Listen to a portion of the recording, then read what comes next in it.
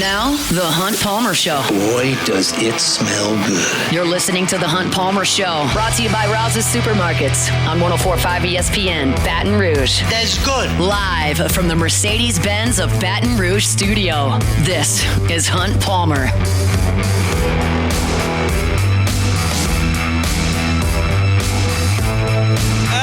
To Thursday edition of the Hunt Palmer Show, working towards the weekend. Another short work week. This is just a blur of 2 weeks. I've been in the workforce now for how long? 14 years.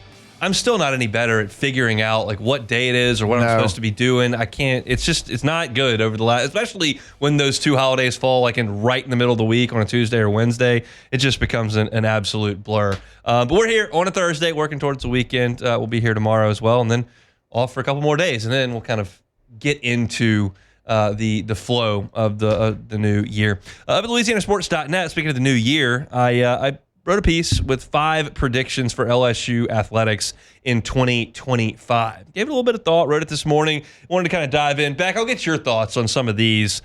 Starts on the baseball side of things, as you might imagine. I suggested that I thought that Jared Jones would climb to number 3 on LSU's all-time home run list. He hit 14 home runs as a freshman on the national championship team. He hit 28 last year. He doubled that up. So he's got 41, which puts him just outside the top 10. To get to third on the all-time list, he needs to hit 18 more this year.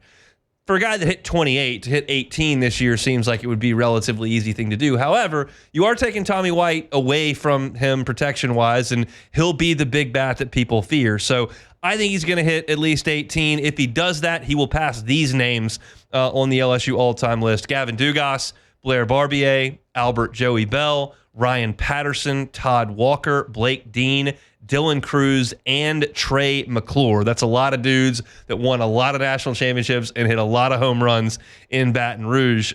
He will fall short of Brad Cressy and Eddie Furness. Those are 4-year guys. He would have to play a 4th year to even sniff those guys.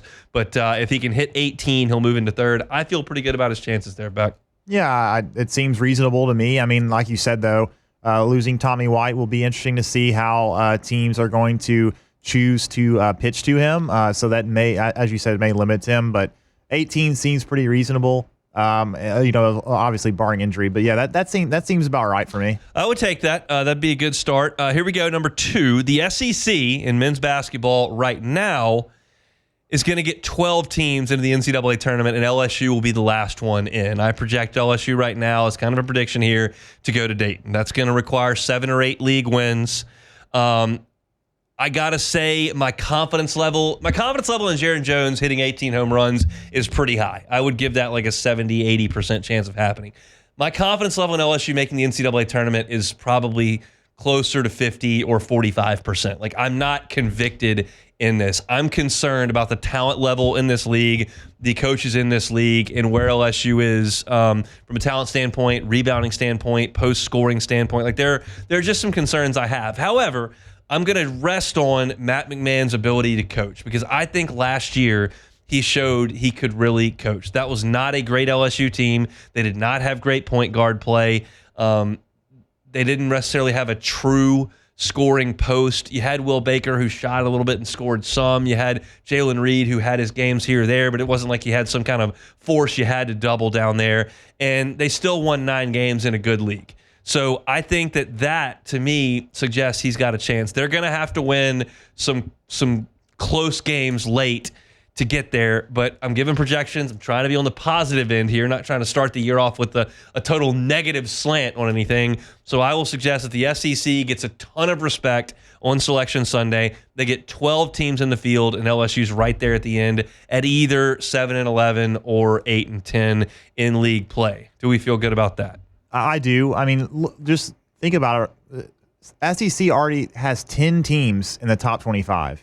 So yes. You would have to believe that at this point there's going to be at least 10 for sure that are going to get in. 10 got in last year in a 16-team league, right. And Oklahoma and Texas, one of them was in, one of them was one of the first 4 out. Like, there's room. There is, yeah. So I think it's very. I would agree. I think 12 will get in, and I think LSU will be. I actually don't I'm still a little bit higher. I mean, the Jalen Reed injury, I think, is going to be that's bad. That's the one we're going to look back on. If they don't make the tournament, that's one you're going to really look back on and say, man, if it weren't for him going down, he was the third most important guy. Yeah, so that makes it a lot harder. But I think they can still get to 7 or 8, and if they do, I think they're in 2.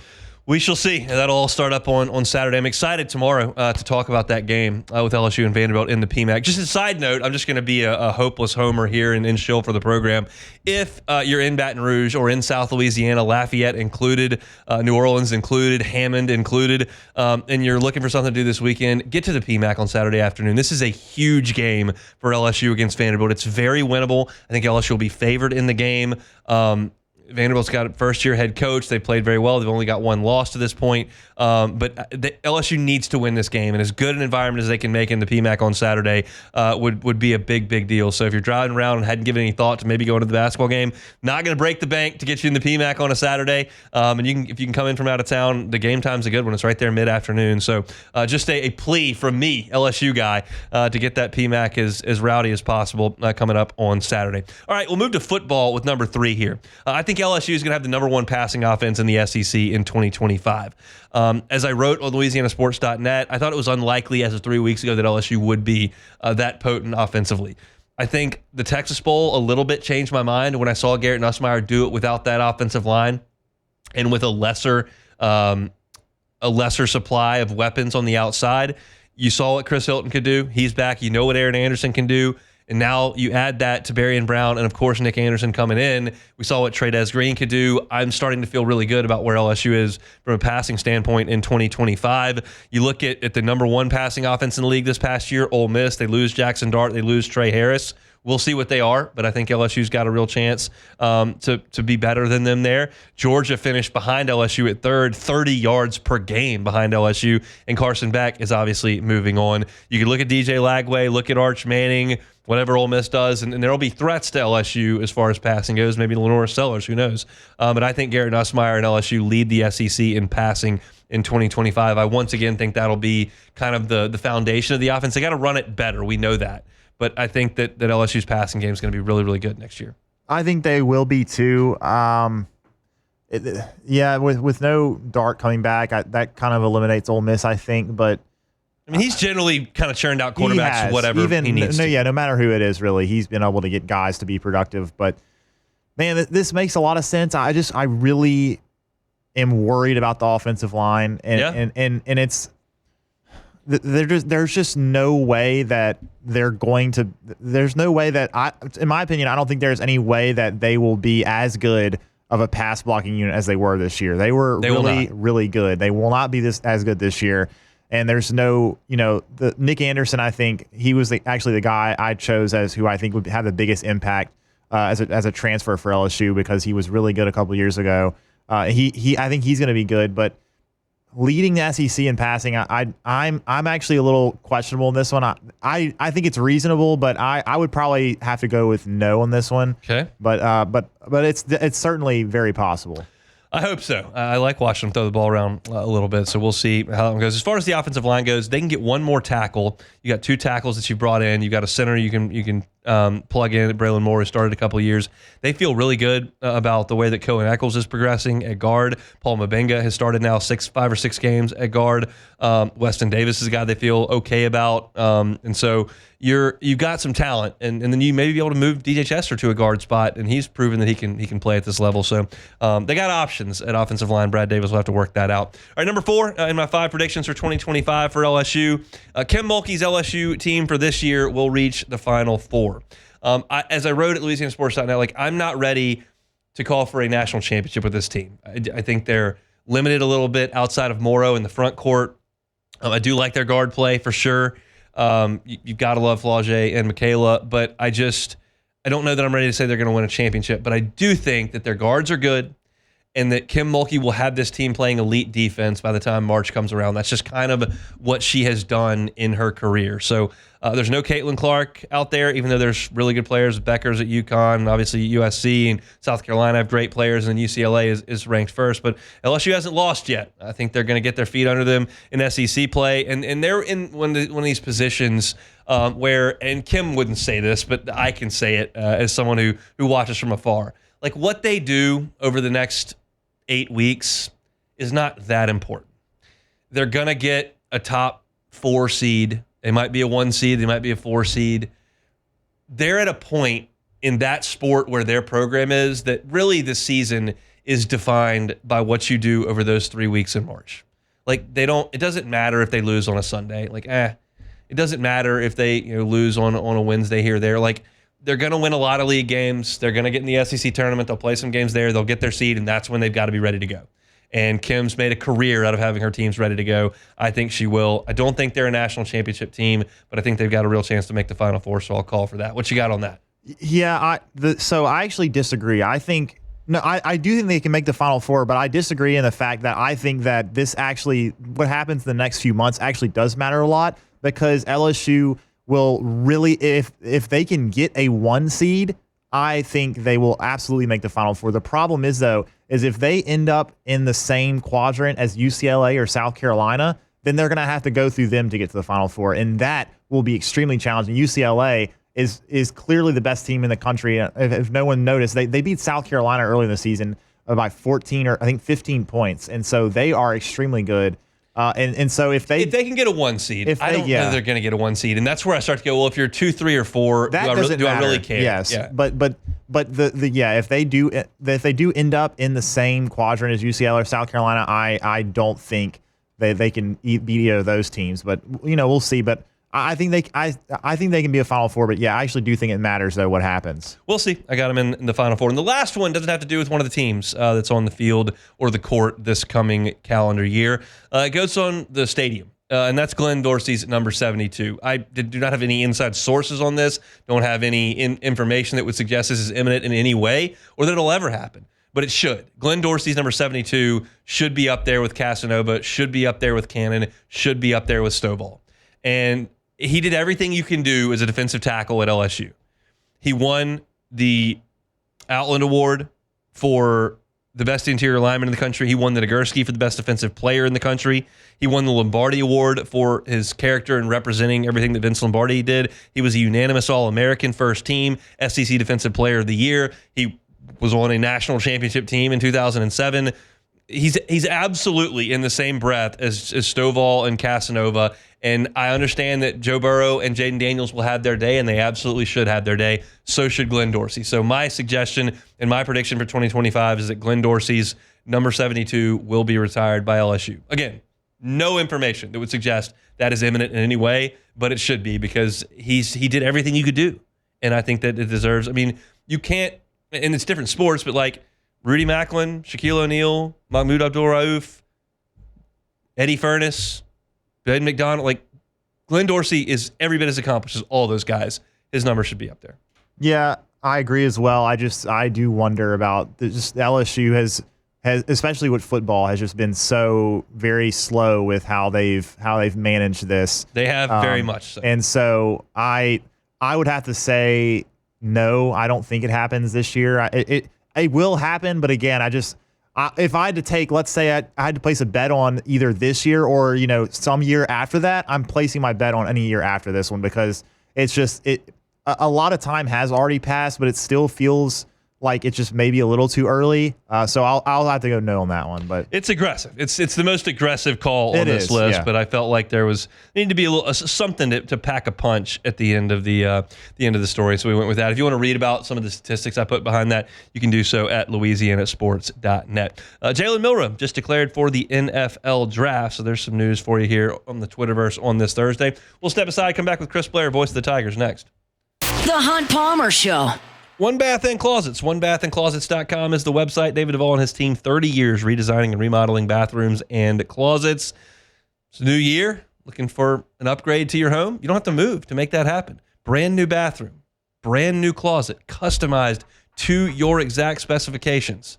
You make one call. That's to One Bath and Closets. David Duvall, again, has been at this for 3 decades. He knows what he's doing. And if you're concerned about payment here, they can handle financing for you. If you qualify, 18 months, 0%. That's a pretty good deal to get a brand new bathroom or a brand new closet, but it doesn't have to be a big project. They do tub to shower conversions as well. If you never sit down and take a bath in that tub and you'd rather have a gorgeous walk-in shower, David Vaughn and his team, happy to help you with it. Check him out online. There's pictures of his great work, and you can request that free consultation right there on the homepage. It's One Bath and Closets. OneBathAndClosets.com. This is the Hunt Palmer Show, brought to you by Rouse's Supermarkets.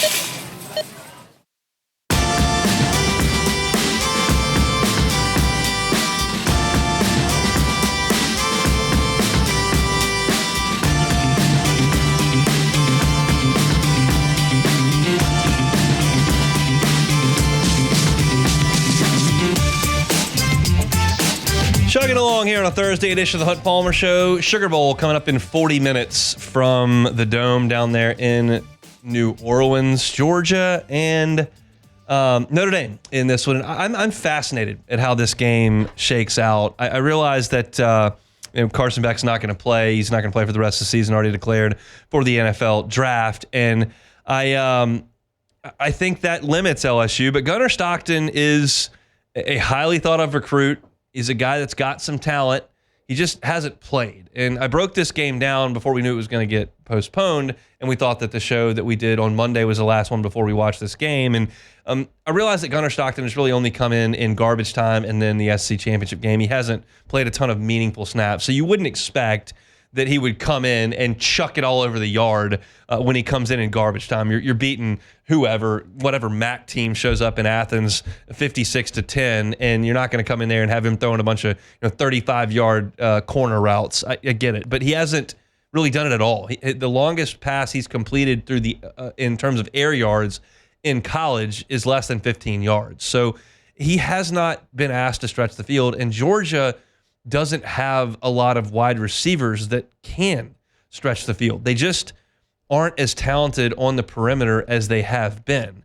And that is the biggest concern in this game for Georgia. I think they'll be fine stepping up against a physical running game from Notre Dame. I don't expect Riley Leonard to go nuts. He hasn't done that all year for Notre Dame. So I feel like Georgia matches up okay there. And I feel like Georgia should be able to run the ball a little bit, but they don't have a threat on Marcus Freeman's defense to push the ball down the field. And that creates that phone booth, and Notre Dame's pretty big and physical, and like that makes me feel like points could be hard to come by for Georgia in bunches. And I don't expect them to come in bunches for Notre Dame, but I think that that's a more realistic scenario with a veteran quarterback. It's not like Georgia's defense has been as dominant this year as they have been in past years. What I've kind of stuck to is you don't want to catch Georgia with all of their focus. And we found that out, with Texas this year in Austin, Texas this year in the Georgia Dome. But Alabama got Georgia's full focus, and Alabama took it to them in the first half of that game. Now, Georgia came roaring back, but that was with Carson Beck. This is just not that good a Georgia team that they've had the last 3 years. So to me, as I look at this, I think this is going to be a game that goes under, and I think this is a game that's going to be pretty close. It's just a matter of who makes plays. And I kind of feel like I like Riley Leonard more than I like Gunnar Stockton in that spot because Leonard has played a ton of college football. Now, I feel like in this segment, as I do it and I'm hearing myself talk, I feel like I'm listening to the show that I did when TCU and Georgia played, outside of the part where Georgia's not as good. But I was talking myself into, got a quarterback that's played pretty well, did a pretty good job against Michigan there, won the game. Like, I think TCU can kind of hang in there. And then Georgia showed up and just whitewashed them. I'm trying to guard against that while giving you my actual thoughts on the game. And so as I boil the thing down and I kind of look at it from 50,000 feet, I think that it's going to be close. It's going to be kind of ugly. I think it's going to be conservative because Marcus Freeman and Notre Dame have been conservative by nature this year, and Georgia may be forced into that with a backup quarterback. But I also think about in that building the game plan that Nick Saban devised in January of 2012 against LSU, where he gave the ball to A.J. McCarron and said, chuck it. Like, we got Trent Richardson, and that's great, but we can't really run against Michael Brockers and Benny Logan and Sam Montgomery and Kiki Mingo and Kevin Minner and Eric Reed and Brandon Taylor, Ryan Baker. Like, we can't really run the ball on these guys consistently like we can on everybody else. So we're going to have to throw it a little bit. And they did. And I wonder if Kirby Smart hadn't sat back in his office in Athens, chatting with his offensive coordinator, Mike Bobo, and said, hey, like, we probably need to be a little bit more aggressive than people think we're going to be with Gunner. That's a possibility. He's seen it work before, but A.J. McCarron had a year of starting under his belt. Gunner Stockton has none. I'm going to pick Notre Dame to win the game. I can't believe I'm saying that.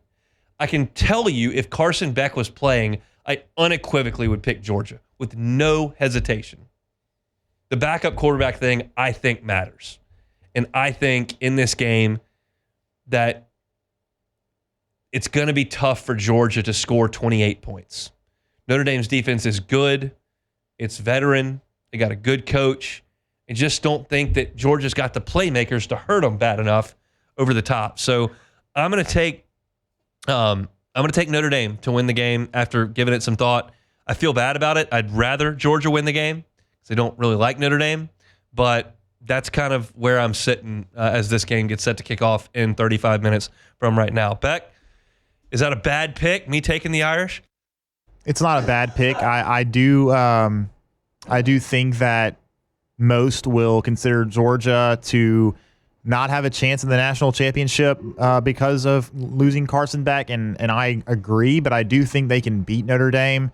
But no, it's not a bad pick. I would probably still lean Georgia in this game because I think Georgia probably has better talent than Notre Dame, but it's not a. It's certainly not. This should be the most competitive game. I mean, it's going to be tough to be more competitive than Texas. It will be. Arizona State. Yeah, it will be. But I think on paper, everyone thought this would be the most competitive. I suppose, obviously, right there with Ohio State and Georgia, or Ohio State and Oregon, which wasn't. It's not. But yeah, I could see both ways. I would probably still pick Georgia, but Notre Dame is got a chance for sure without Beck playing. If there's anybody that's listening to us like at work in the Central Business District in New Orleans or somewhere around the area, I just pulled up my my app to see what ticket prices were. You can get into this game for $37. So that's not surprising. I've just kind of been monitoring it. I knew that there was no chance I was going to go, even if it was last night, because I've got work and I don't want to drive down there and come back at midnight. But just kind of checking out because it's a great matchup. It's brands. Massive national fan base for Notre Dame, and then Georgia. You can drive it if you want for 8 hours, or you can hop a quick Atlanta to New Orleans flight, which there are tons of. So it's very accessible for everybody. I figured it would be a tough ticket, and tickets before the terrorist attack. So if you're looking back, on midday New Year's Eve, the seats up in the 600 level were going for like $185 or so. If you try to get down to the loge or the terrace all the way down, you'd be looking at closer to like $400 or $500. Now, under $40 if you're in the area and want to jump in there and go see. I'm curious, like, how many fans had to fly home today, because like changing a flight is not that easy. Especially when you factor in finances and whatnot. And I'm sure a lot of people had flights out at 11 o'clock this morning, 10 o'clock this morning, 8 o'clock this morning.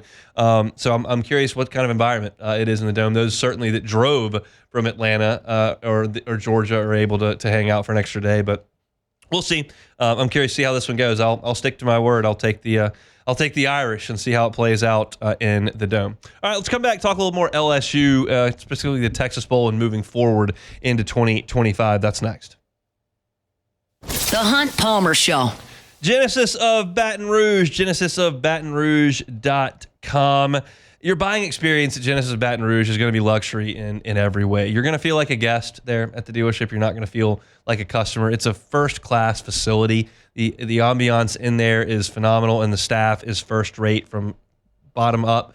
The brand ambassadors are so helpful. They'll get you behind the wheel of that Genesis and get you through all the features that they have. Every single vehicle in their line starts with the same safety features, and all of them have received the IIHA top safety picks. Some of them were top safety picks plus. If you don't want to go to the dealership, you don't love dealership shopping, the brand ambassadors will drive to you. They'll get in that Genesis car. They'll come to you at the office. They'll come to you at the house. They'll take you on the test drive there.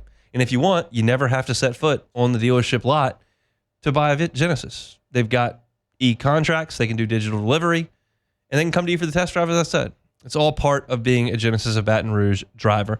It's the only fully exclusive Genesis dealer in the state of Louisiana. Airline and Pico near Women's Hospital. It's Genesis of Baton Rouge. Every car on the lot is online at genesisofbatonrouge.com. You're listening to The Hunt Palmer Show, brought to you by Rouse's Supermarkets.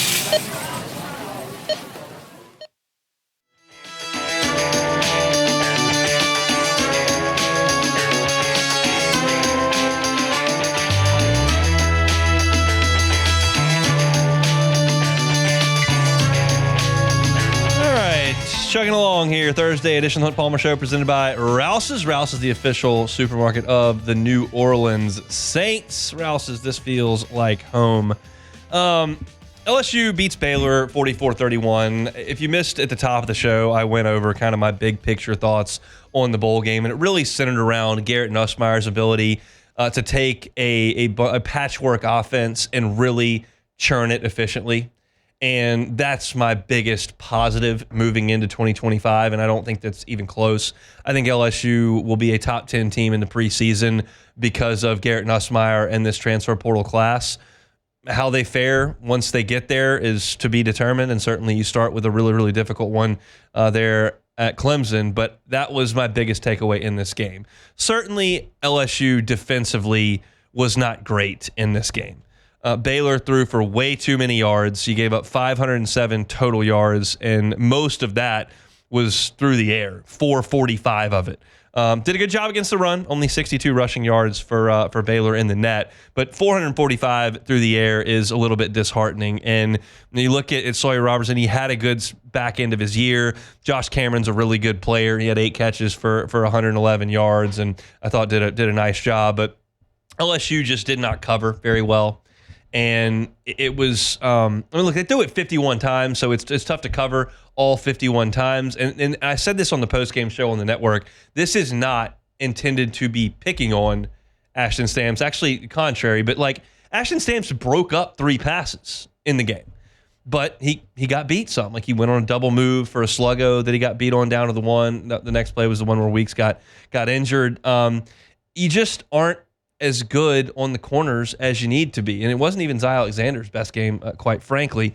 At safety, you had your issues all year. Deshaun Spears got a lot of snaps in this game. Javian Toviano played a ton as well. This is a position group, in my opinion, that needs this influx of talent that's coming in. Jakeem Jackson coming in, Mansour Delane coming in, DJ Pickett coming in. I'm confident they're going to upgrade at safety as well and bring in some talent to compete. So that's the part that's got to get cleaned up. You have a lot of returning talent at defensive tackle. Jacobian Guillory is back. Don McKinley is back. Ahmad Bro is back. Like you've got, and you bring in the Texas transfer at defensive tackle. You've got guys there at the edge. Relaford has shown some flashes. You're bringing in some Power 5 starters in Jamari Butler and Jack Pyburn and Patrick. It's a double P, and I can't think of it. The Florida State kid. Patrick's one of the names. I can't think if it's the first or the last. Doesn't matter. Those guys are all coming in as transfers for you. That should help. Your linebacking core looks phenomenal. You've got, hopefully, Whit Weeks is just fine, and it's just a dislocation, and he's back in action and can take the spring off and then be ready to go for summer conditioning. West Weeks comes back as well. Devon Keys had the pick 6 in this game and played pretty well in the last couple of games. Patrick Payton, there it is. Didn't know if it was something. Patrick, whatever. It's Florida State, a lot of sacks. He's coming in. You've got guys at linebacker as well with Harold Perkins returning. So it's really the secondary that needs to be shored up, and then you probably have to help out at tight end as well. But the secondary's got to be shored up, and the cavalry, it feels like it's coming with Corey Raymond, but that's got to be the case. And it's just, that was the disheartening thing in this game, is that you weren't good enough in the secondary to cover Baylor's wide receivers, and to allow that many yards, especially late in the game, was disappointing. The other kind of disappointing thing, that you would look at the special teams, you go, oh, you ran a kickback for a touchdown. That's awesome. That's great special teams. And that was awesome. That was great special teams. I loved every second of it. Fantastic stuff. However, you shanked a punt. You got a new punter coming in. You had a field goal blocked, which has happened a little bit too much in the last 3 years, if we're being honest. And you, what was the third one? You shanked a punt. Well, they had the block was on the snap, skidded on the ground. Right. And then that was the reason why the hold was late, and then it got blocked. Right.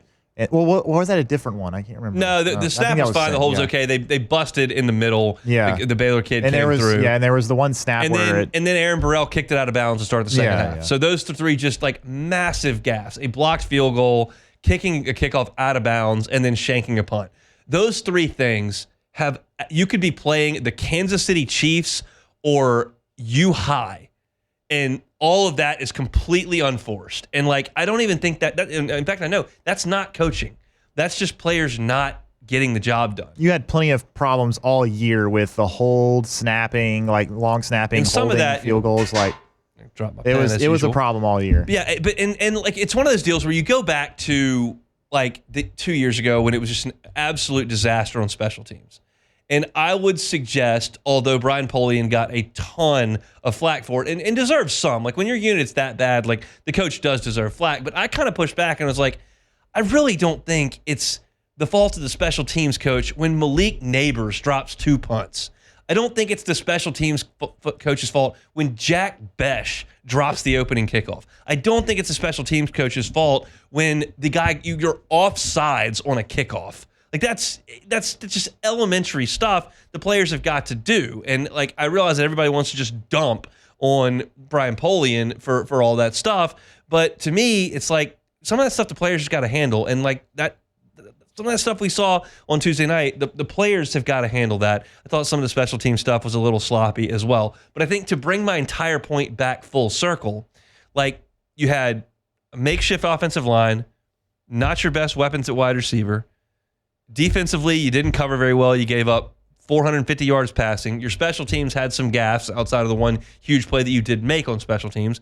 And all that just didn't seem to matter. LSU was never, in my opinion, in doubt of losing this game, of winning this game, because Garrett Nussmeier did such a good job. And that, to me, is going to kind of be where I hang my hat from now until Labor Day. Like, I just feel like he's a guy. And I'm curious, and we'll see kind of how this narrative progresses, and we'll probably know more come July and certainly into August, how LSU fans feel about having 13 under center. But I'm really struggling with those who don't feel good about it. Like, you really have to harp on the interceptions and the couple of strips that he had and his lack of mobility. Those are the things you're going to have to really harp on. Because if you're going to look at the productivity of the offense and you're going to look at the passing yardage, which he went over 4,000 yards, and it's the second greatest passing season in LSU football history, like trying to jump over that and hurdle around to the one interception he threw in this game, or to just harp completely on the third and fourth quarters in College Station, that seems like it's a little bit, should I use the word biased? I don't know. No. I just don't agree. I think that's where I'll put it. I'm trying to be literal with my speech. I don't think that's biased. I just don't agree. I think you've now got, coming into 2025, a fifth-year senior quarterback with a year of starting under his belt who threw for 4,000 yards, second in the SEC, and took a makeshift team that wasn't playing great on defense or special teams and won the Texas Bowl by 2 scores. I feel really good about that as an LSU fan, and if you are, I feel like you should as well, especially understanding what's coming in at wide receiver, what they could potentially develop at the offensive line, and how I think that they're going to be really talented at running back as well next year. I think LSU is going to be a heck of a team offensively, and that was really on display, I think, even more so on Tuesday, considering the shortcomings the other two phases had throughout the course of the game. So that's my thoughts on the Texas Bowl. I guess we'll kind of leave that there. If you're looking for LSU football content, even though the season is over, hunt on LSU, whether that's on YouTube or in podcast form, all LSU football all year round. So if that's your jam and you don't care about LSU and Vanderbilt and basketball and you're not that fired up for baseball season that's coming up, you're just football, hunt on LSU is all football all year round. So go ahead and check that out each and every day if you would. We'll step aside. We'll take a timeout. We will come back, play some Take It or Leave It, and that'll wrap us up here on a Thursday edition of The Hunt Palmer Show. The Hunt Palmer Show. Audio, video, security solutions, avssla.com is that website. Check them out on Instagram. AVSS_BR. there's some really cool stuff that they've been working on over the last few months, and they do a great job of uploading a lot of those projects to Instagram. If you have an outdoor area that you really like, whether it's a pool, whether it's an outdoor kitchen area, and you feel like in the spring, that's when things really start to ramp up and you spend a lot more time outside, and you'd like to have some electronics hooked up out there, whether it's a television, whether it's some surround sound, they can handle it at Audio Video Security Solutions. They certainly have at my house on our back porch. I turn on music and podcasts and our station all the time back there when Myers is running around knocking balls off the tee and sliding down the slides, and I'm playing dad. So if you want your outdoor area to be all souped up for the springtime, Audio Video Security Solutions needs to be your phone call. When you make the phone call, you're going to be making it to Mitchell Fisher, the owner of the company's cell phone. 225-439-7920. Again, that's 225-439-7920. It's Audio Video Security Solutions online at avssla.com. This is the Hunt Palmer Show, brought to you by Rouse's Supermarkets.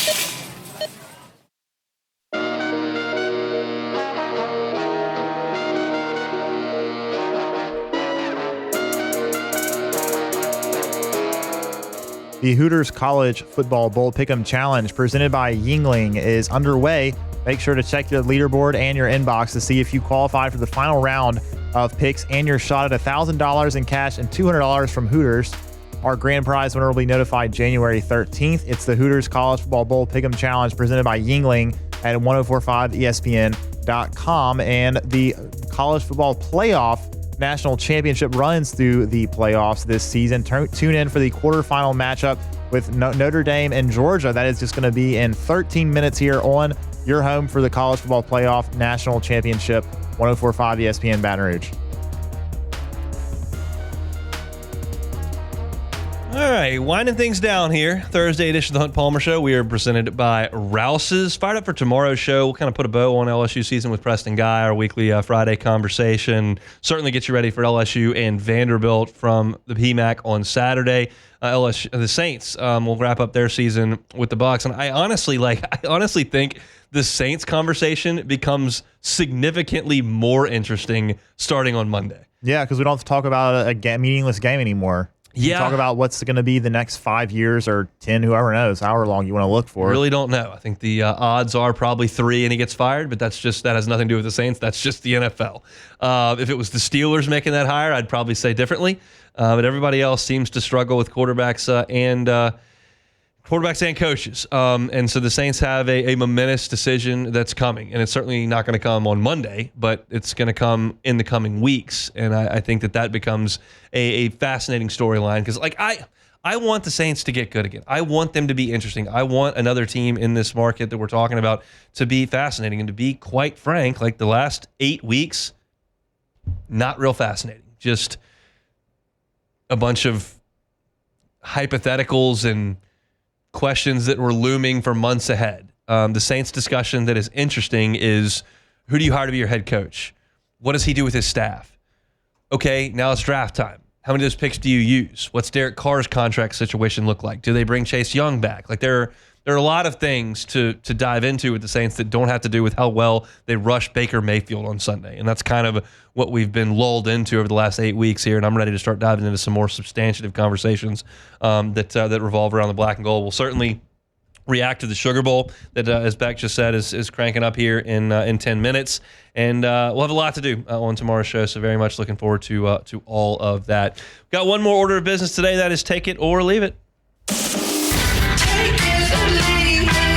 Take it or leave it. Take it or leave it. Today's hottest stories in sports, news, and sometimes even Hunt's life. The question is, will he take them or leave them?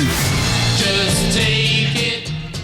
Alrighty, first one here. The PGA Tour season gets underway today at Kapalua Plantation Course in Hawaii. The Century. Huge fantasy gold year coming for Hunt. Take it or leave it. Fantasy golf year? Yeah, it's going to be huge. You put gold in here, Hunt. So don't worry about that. That's your fault, but no, I'm leaving it. Leave it alone. It's not going to happen. You don't get to just override my take. I'm overriding it, Hunt. You had a terrible season last year. I've got a great pick this week. Oh, who is it? Sahith Theegala. Wow, that's actually not a bad pick. I think he don't got mind second that. last year in this event. It's an elevated event. I think I got to check the fantasy golf listings for this, but I feel like most of the people in the pool will probably take Justin Thomas because he's been a dominator on this course. But he has been. Give me Sahith, and I am so fired up. I think Sahith plays later. Off. Yeah, I think he tees off a little bit later. Right now, current leader Tom Hoagie at 6 under. So we talk about this every year, but there are two weeks a year that we get true primetime golf. It's this week and next week. I'm so pumped that the Sugar Bowl is early. I can watch that. It'll go off, and then primetime golf from Kapalua will come on. It'll be chilly outside, dark outside, gorgeous views of Kapalua and golf shots being hit. It just really warms my heart the first week of the year. I'm excited to watch it. It is pretty good stuff. All right, next one. You will play more than 8 rounds of golf in 2025. Take it or leave it. I'll leave it. I mean, I'm guaranteed 3 because I play in a tournament every year. I was accounting for that. And that's really all you can. But you've got all you can bank on. You have to play a certain amount though for your handicap, correct? Well, I need to play 6 times before that, but there's no chance of that happening because I need to roll a score off. I'm having a kid in March. That's not going to get me out on the golf course more. I promise you that. So I don't like my chances to play more than 8 rounds, and that's a sad state of affairs, Beck. I would venture to say, in 2018, I probably played 30. Oh no, Beck. In 2013, I probably played. No, 18. You said 2018. Yeah, I'm sorry. In 2018, I probably played 75 rounds. I mean, absolutely. Wow, impressive stuff. My buddy logged over 100 this year. So shout out to the renewable energy game and working from home. I was gonna say, does he have a child as well? He's got 3 children. Okay, so how does he do it, Hunt? He wakes up and tees off at like 8 in the morning and plays really quickly, and all of his company's based in San Francisco, so they're just shuffling to the office they're still at 10 3 a.m. hours behind. 2 hours our time. So he cranks them out in the morning. Okay, well you got to be pretty dedicated for that. I don't know. You got the running going, so I'm not sure if that's for you. I've not run in like 2 weeks. We're not. Well, that's okay.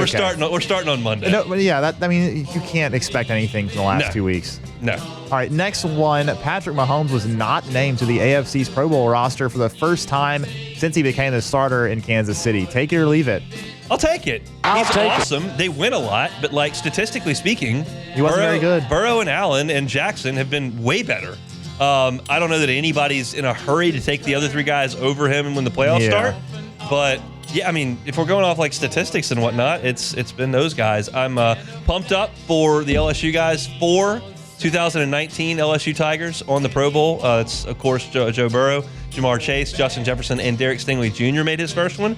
And Jaden Daniels on the NFC Pro Bowl. And I wrote a story about that at LouisianaSports.net. Big time for those guys. 5 LSU Tigers in the Pro Bowl. Yeah, as you mentioned, their last one, Jaden Daniels, just the 4th rookie quarterback since 1970 to be selected to the initial Pro Bowl roster. This will be just the first of at least 5 Pro Bowls that Jaden Daniels will make. Take it or leave it. Take it. I'll take it. I will take it. I think he's awesome, and I think he's in the right conference.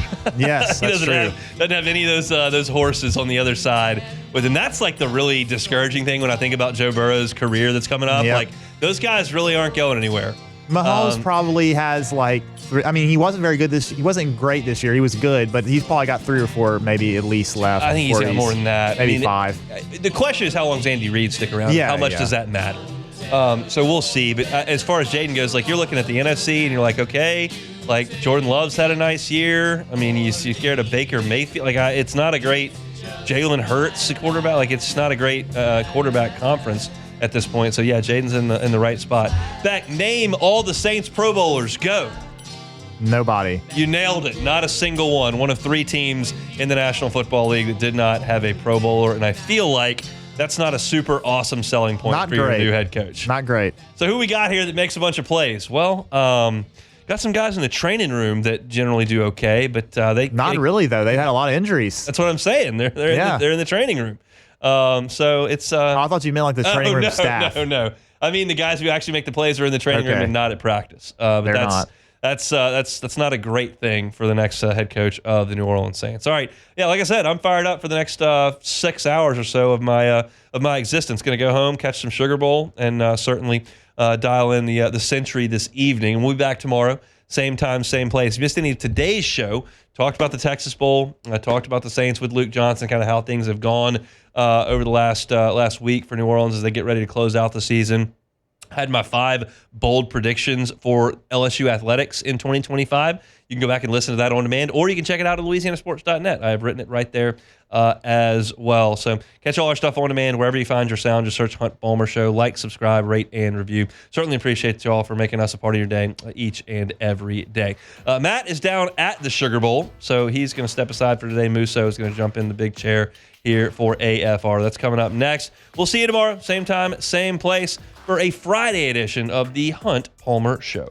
The Hunt Palmer Show.